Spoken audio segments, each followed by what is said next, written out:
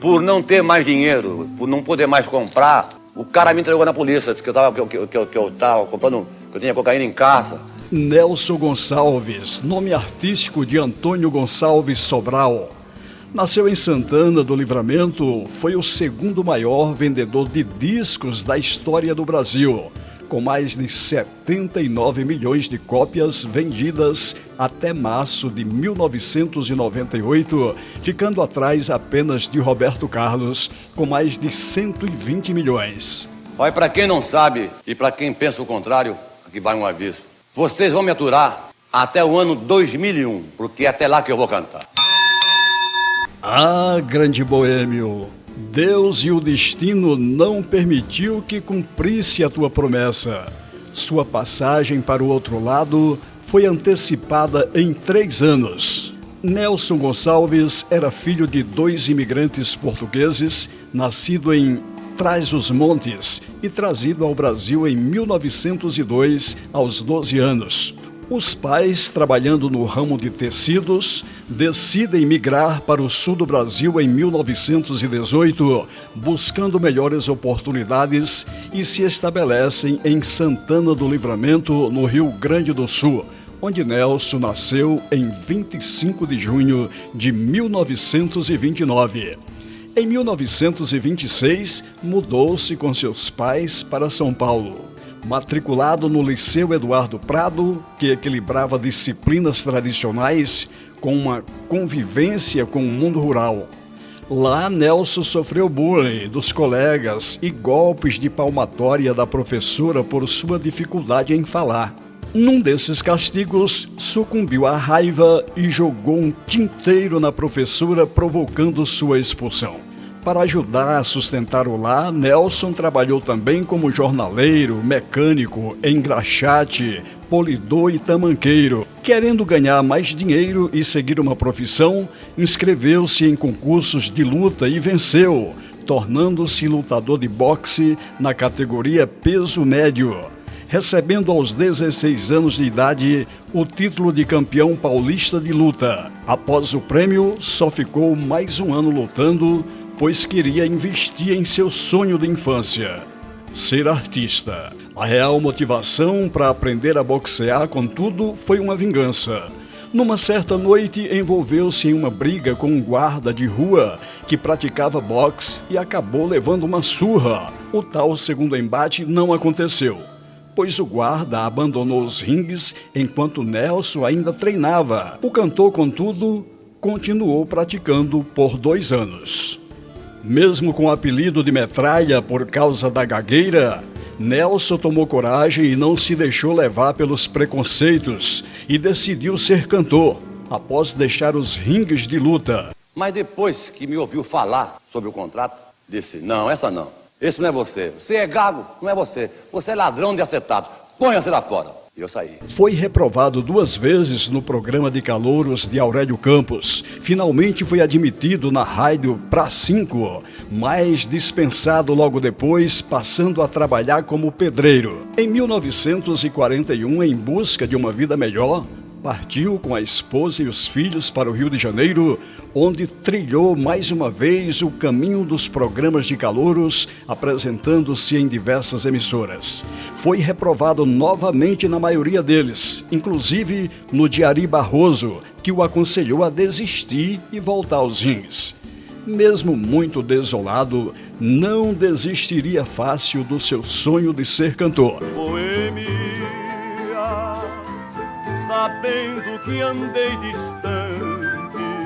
Nelson chegou a dormir nas pedras do quebra-mar da Praia do Flamengo em alguns momentos pela falta de dinheiro. Enquanto isso, nas horas vagas, começou a cantar por conta própria em bares, conseguindo gorjetas, voltou a tentar se apresentar em programas de calouro, sendo enfim aprovado. Na batida do samba, boneca de trapo, fica comigo esta noite. Nelson foi chamado para gravar um disco de 78 rotações que foi bem recebido pelo público.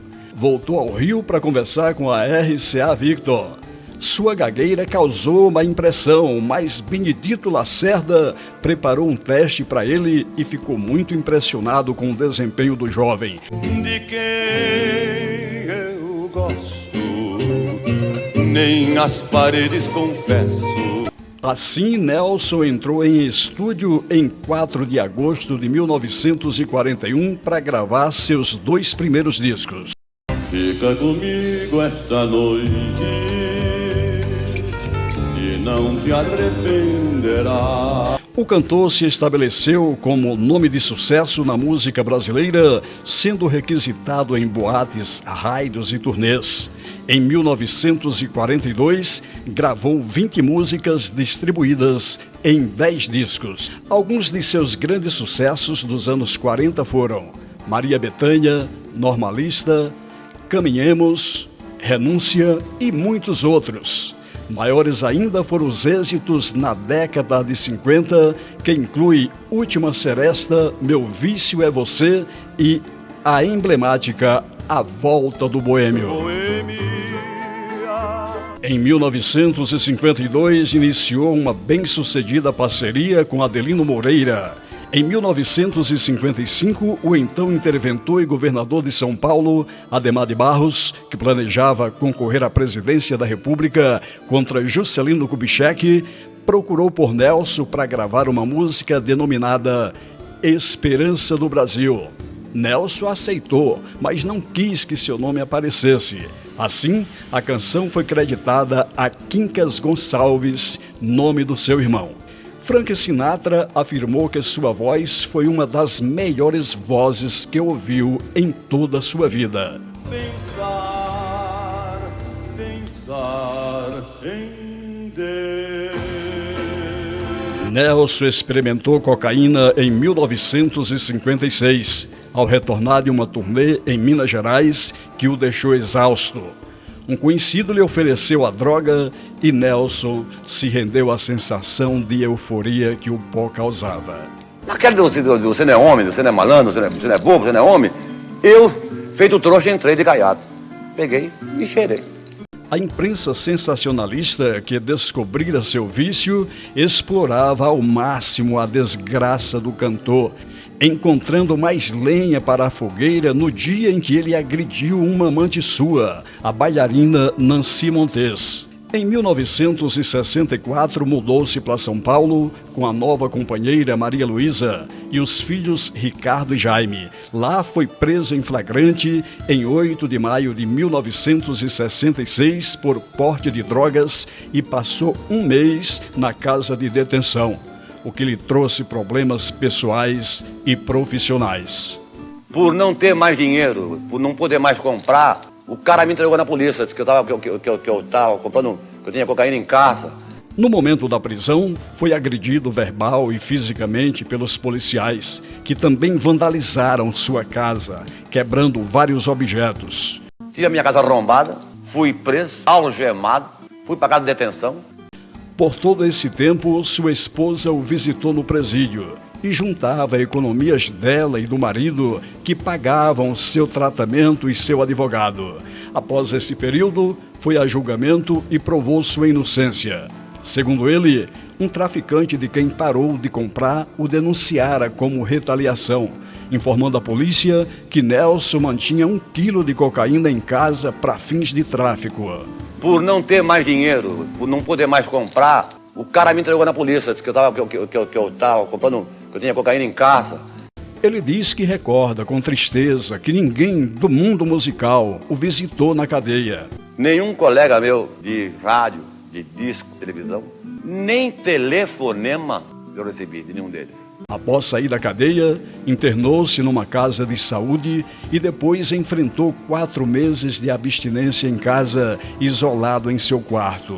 Viveu seu inferno astral de alucinações e, segundo ele, batia na companheira com coronhadas de revólver enquanto ela rezava por ele. Nelson disse que chegou a colocar a mulher e os filhos na parede para matá-los, sob efeito de cocaína. O vício maldito o transformou de cantor famoso nacional e internacionalmente em um pobre coitado. Perdeu os apartamentos, os carrões e a dignidade para a droga. Passou a morar de aluguel, dormir no chão e depender de ajuda dos vizinhos para se alimentar. Uma empregada doméstica que morava em frente à sua casa era quem lhe dava comida, talvez até escondida dos patrões. Me envolvi a tal ponto que fiquei totalmente dependente da droga. Em 1973, conseguiu abandonar de vez seu vício, sempre com o apoio de sua mulher e de seus filhos. Totalmente recuperado, retomou sua carreira cada vez mais bem-sucedida.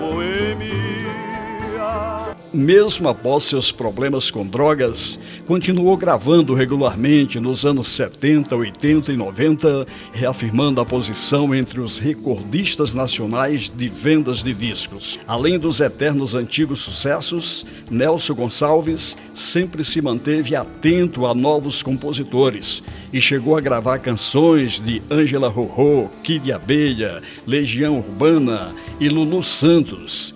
Gravou A Deusa do Amor, que está no álbum Nós, em parceria com Lobão, em 1987.